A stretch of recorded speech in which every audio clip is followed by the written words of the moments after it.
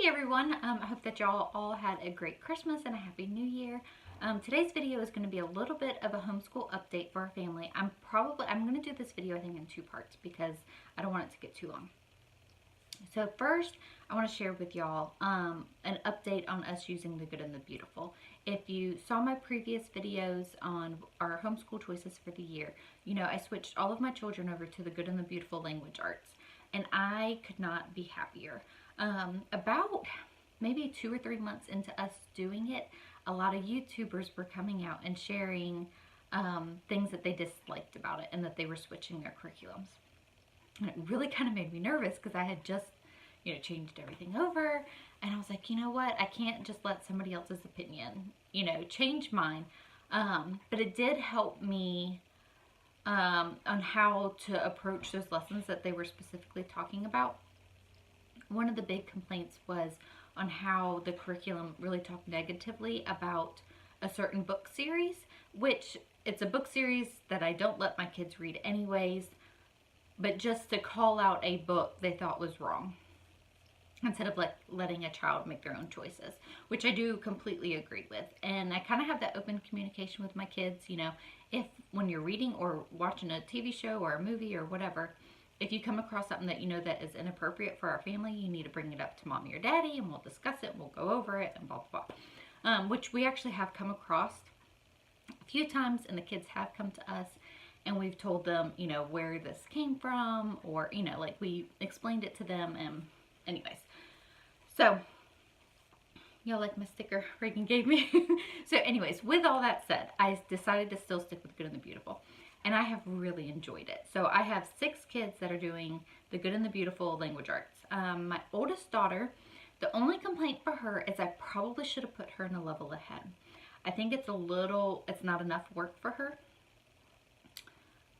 But I also wanted to make sure I was covering all the groundwork that I needed to. So I am adding in extra writing assignments for her because that's an area that she needs to work on. And the book suggestions she's in level 6. In level 6, she has not enjoyed, which is perfectly fine. I told her I had ordered the books through the Jenny Phillips website, and I was like, let's just give it a chance. We don't know until we try. And so she read the first couple chapters of the book, and it was talking like an old English, and she was just like, Mom, I am not into this. So we reevaluated, and I was like, well, we have to pick a book, and I want it to be a good book. So I gave her the Anne of Green Gables to read, which I actually had never read, but I'm going to now because she has enjoyed it so much that it's making me want to read it. So anyways, for some reason I didn't read those classics in school. I don't know. Anyway, so she fell in love with Anne of Green Gables, and so I got her the whole set for Christmas. So she has just been devouring that. So in what she didn't like in the curriculum turned out to be good for us, good for her. Say hi. Okay, go back outside, okay?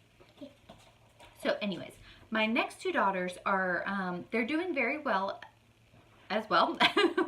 I have really noticed a pickup in their grammar and their reading and just kind of their creativity. One of my daughters really doesn't like writing, and one of them, so I have 3 daughters in a row. This is my 11-year-old and my 10-year-old. My 10-year-old does not care for writing or some of the drawing assignments that are in there. And I'll let her, she doesn't have to do the drawing, she has to do the writing assignments. My 11-year-old loves the writing assignments, but we have to work on run-on sentences and, stuff like that. So anyways, they have done very, very well. They were all very reluctant to change curriculums at the beginning of the year. But so they really like it and want to continue with it. So the main child that I want to talk about is Jackson. He is my first son to homeschool. And homeschooling a boy is a little bit different than homeschooling a girl, in my opinion. He just wants to be outside and play. And so he was kind of behind in reading. He wanted to go dig in the dirt. He didn't want to sit with a book, which I probably let him do that a little bit too long, but also having a large family, I really just kind of let him kind of do his own thing. So anyways, he did phenomenal. He finished the lesson the first week in December. So we started at the beginning of August. So he did that in 4 months. And I was just so proud of him. His reading majorly picked up. He did so well.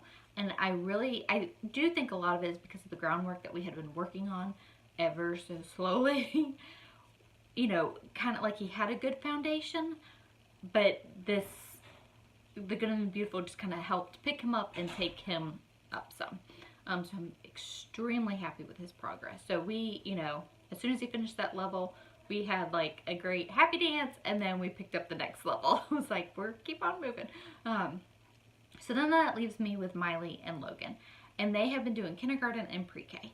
And Logan is doing really good with the pre-K. And Miley is doing well. And it's not the curriculum. It's her. She's just kind of slow at picking up on reading, which has kind of been the way that my last several kids have been, which is perfectly fine. We're taking our dear sweet time with it. But I really like the way that it's teaching how to read. It has been one of the most thorough curriculums as far as teaching how to read that I have come across. Not that I've looked at every single curriculum or anything like that. But I really like that it introduces sight words. It has spelling words along with it. It starts with the word families, and then it moves on to phonics. I really like the way that they've done it.